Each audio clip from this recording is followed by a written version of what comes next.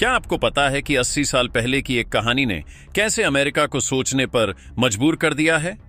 दुनिया सोचती रह गई और भारत चीन ने मिलकर एक ऐसा दांव खेला है जिससे खुद को दुनिया की सबसे बड़ी ताकत मानने वाले अमेरिका के भी होश उड़ गए हैं। अमेरिका की चाल थी कि वो टैरिफ का इस्तेमाल करके भारत को झुकाएगा और चीन के खिलाफ अपने खेमे में शामिल कर लेगा, लेकिन उसकी ये सोच पूरी तरह गलत साबित हुई है। इस मौके का फायदा उठाते हुए चीन ने न सिर्फ भारत का साथ दिया, बल्कि एक ऐसा बयान जारी किया है जिसने सीधे सीधे अमेरिका के रणनीतिकारों को चौंका दिया है।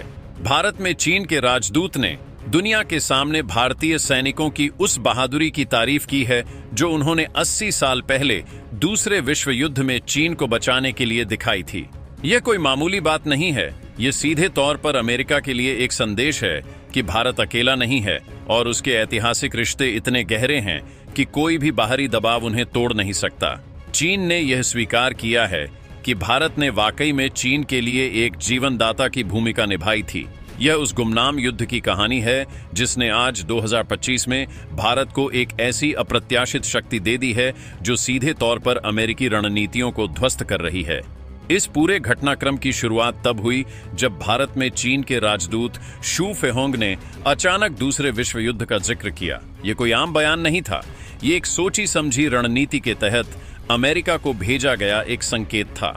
उन्होंने कहा कि चीन उन 25 लाख से ज्यादा भारतीय स्वयंसेवी सैनिकों की बहादुरी को कभी नहीं भूलेगा जिन्होंने चीन बर्मा भारत के मोर्चे से लेकर अफ्रीका और यूरोप तक में अपनी जान की बाजी लगा दी थी।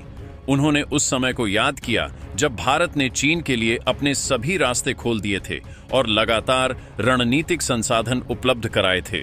आज की पीढ़ी के लिए यह बात हैरान करने वाली हो सकती है क्योंकि उन्होंने तो भारत और चीन के रिश्ते को हमेशा तनावपूर्ण ही देखा है, लेकिन इतिहास के पन्नों में एक ऐसी कहानी छिपी है जहां भारत ने चीन के लिए एक बड़े भाई की भूमिका निभाई थी।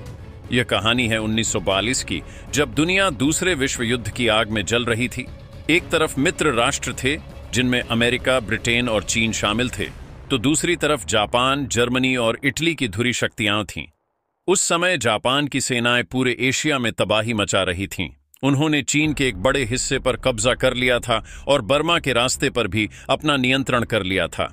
यह रास्ता चीन के लिए जीवन रेखा था जिससे मित्र देश चीन तक हथियार, भोजन और अन्य जरूरी सामान पहुंचाते थे। जापानियों ने इस रास्ते को बंद कर दिया और चीन चारों तरफ से घिर गया। उसकी सेनाएं कमजोर पड़ने लगीं और ऐसा लगने लगा कि चीन कुछ ही दिनों में जापान के सामने आत्मसमर्पण कर देगा। उस मुश्किल घड़ी में जब चीन की आखिरी उम्मीद भी खत्म हो रही थी, तब भारत एक उद्धारकर्ता बनकर सामने आया। भारत ने न सिर्फ अपनी जमीन के इस्तेमाल की अनुमति दी, बल्कि अपने लाखों लोगों को एक ऐसे मिशन पर लगाया जिसे इतिहास का सबसे खतरनाक निर्माण कार्य कहा जाता है। यह मिशन था लेडो रोड का निर्माण, एक ऐसी सड़क जो भारत के असम में बसे लेडो शहर से शुरू होकर बर्मा के घने और खतरनाक जंगलों और पहाड़ों से होते हुए चीन के कुनमिंग शहर तक जानी थी। ये सिर्फ एक सड़क नहीं थी, ये चीन के लिए एक नई उम्मीद की किरण थी। इस सड़क को बनाने की जिम्मेदारी अमेरिकी इंजीनियरों को दी गई थी, लेकिन इसे हकीकत में बदलने का काम 500 से ज्यादा भारतीय कामगारों और बड़ी संख्या में चीनी सैनिकों ने किया। आप उस भयानक मंजर की कल्पना कीजिए, 768 किलोमीटर लंबा रास्ता जहां दूर दूर तक इंसानों का नामो निशान नहीं था। जहरीले सांप, बिच्छू, जानलेवा कीड़े, मलेरिया जैसी बीमारियां और ऊपर से जापानी सेना के हवाई हमलों का लगातार खतरा। यहां कीचड़ इतना ज्यादा था कि बड़ी बड़ी मशीनें उसमें डूब जाती थीं और बारिश ऐसी होती थी कि महीनों तक काम रुका रहता था। इस सड़क को बनाने में सैकड़ों लोगों ने अपनी जान गंवाई। हर एक किलोमीटर की सड़क सैकड़ों बलिदानों की कहानी कहती है, इसीलिए इसे खून की सड़क भी कहा जाता है। लेकिन भारत और उसके जांबाज कामगारों ने हार नहीं मानी। दिन रात काम चला और सिर्फ 2 साल के रिकॉर्ड समय में इस असंभव लगने वाले रास्ते को बनाकर तैयार कर दिया गया। यह सिर्फ एक सड़क नहीं थी, यह भारतीय इच्छा शक्ति और अभियांत्रिकी का एक जीता जागता प्रमाण था। इस सड़क के बनने के बाद कोलकाता बंदरगाह से समुद्री जहाजों के जरिए आने वाली अमेरिकी आपूर्ति सीधे असम के लेडो तक पहुंचाई जाने लगी और फिर वहां से ट्रकों के जरिए यह मदद चीन तक पहुंचने लगी। भारत के इस कदम ने युद्ध का रुख ही पलट दिया। चीन की सेनाओं को नई ताकत मिली और उन्होंने जापान को पीछे धकेलना शुरू कर दिया। यह भारत का वह रणनीतिक योगदान था जिसने मित्र राष्ट्रों को युद्ध जीतने में एक निर्णायक बढ़त दिलाई। इस कहानी का एक और हिस्सा है जो झारखंड के रामगढ़ से जुड़ा है। आज का शांत दिखने वाला रामगढ़ कस्बा उस समय एक बहुत बड़ा सैन्य ठिकाना था। आपको जानकर हैरानी होगी कि दूसरे विश्व युद्ध के दौरान 60,000 से ज्यादा चीनी सैनिकों को यहीं पर प्रशिक्षण दिया गया था। और उन्हें यह प्रशिक्षण किसने दिया? अमेरिकी अधिकारियों ने। यह अमेरिका के बाहर अमेरिका का पहला सैन्य प्रशिक्षण केंद्र था। भारतीय जमीन पर अमेरिकी अधिकारियों ने चीनी सैनिकों को आधुनिक हथियार चलाना सिखाया ताकि वे जापानियों का डटकर मुकाबला कर सकें। आज भी रामगढ़ में 600 से ज्यादा चीनी सैनिकों की कब्रें उस समय की गवाही देती हैं जब भारत, चीन और अमेरिका एक साझा दुश्मन के खिलाफ एक साथ खड़े थे। यह इतिहास का वह सुनहरा पन्ना है जिसे शायद दुनिया भूल गई थी, लेकिन चीन नहीं भूला। और आज जब अमेरिका डोनाल्ड ट्रंप के नेतृत्व में चीन को घेरने के लिए भारत को एक मोहरे की तरह इस्तेमाल करना चाहता है, तो चीन ने यही ऐतिहासिक पन्ना खोलकर अमेरिका के मुंह पर तमाचा मारा है। चीन का खुलकर भारतीय सैनिकों की तारीफ करना और भारत के उपकार को मानना सिर्फ एक धन्यवाद नहीं है, यह एक सीधा संदेश है कि भारत और चीन के बीच एक ऐसा ऐतिहासिक भरोसे का रिश्ता है जिसे कोई तीसरा देश तोड़ नहीं सकता। यह अमेरिका की फूट डालो और राज करो की नीति पर एक करारा प्रहार है। ट्रंप और उनका विचार समूह यह सोच रहा था कि वे भारत पर थोड़ा दबाव बनाएंगे, कुछ शुल्क लगाएंगे और भारत डर कर चीन के खिलाफ उनके गुट में शामिल हो जाएगा। लेकिन वे यह भूल गए कि यह 2025 का नया भारत है जो किसी के दबाव में नहीं आता, बल्कि अपने हितों के अनुसार अपनी विदेश नीति तय करता है। तो अब सवाल यह उठता है कि इस ऐतिहासिक कहानी का आज के समय में क्या मतलब है?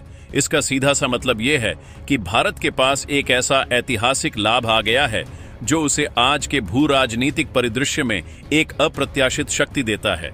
जब अमेरिका चीन को अलग थलग करने की कोशिश करता है तो भारत इसी ऐतिहासिक दोस्ती का हवाला देकर चीन के साथ ऐसे रणनीतिक और आर्थिक समझौते कर सकता है जिनकी अमेरिका कल्पना भी नहीं कर सकता। लेडो रोड और कोलकाता बंदरगाह का जो रसद नेटवर्क 80 साल पहले बना था, वह आज भी भारत चीन सहयोग की नींव बन सकता है। यह भारत को क्षेत्रीय व्यापार, ऊर्जा और बुनियादी ढांचे की परियोजनाओं में एक ऐसी बढ़त देता है जो पाकिस्तान जैसे देशों को किनारे कर सकती है। चीन द्वारा खुले तौर पर भारत की प्रशंसा का एक मनोवैज्ञानिक असर भी है। यह पाकिस्तान और अन्य प्रतिद्वंद्वियों पर एक मानसिक दबाव बनाता है कि भारत के रिश्ते चीन के साथ उतने खराब नहीं हैं जितने वे समझते हैं। यह भारत को दक्षिण एशिया में एक ऐसी भूमिका में लाता है जहां वह अमेरिका, चीन और पाकिस्तान की योजनाओं को अपने हिसाब से प्रभावित कर सकता है। भारत ने यह साबित कर दिया है कि वह अब किसी महाशक्ति के खेल का हिस्सा नहीं है, बल्कि खुद एक ऐसा खिलाड़ी बन चुका है जो खेल के नियम तय करने की ताकत रखता है। दूसरे विश्व युद्ध में भारत का योगदान सिर्फ एक सैन्य सहायता नहीं थी, यह एक ऐसा निवेश था जिसका लाभ आज भारत को एक वैश्विक शक्ति के रूप में मिल रहा है।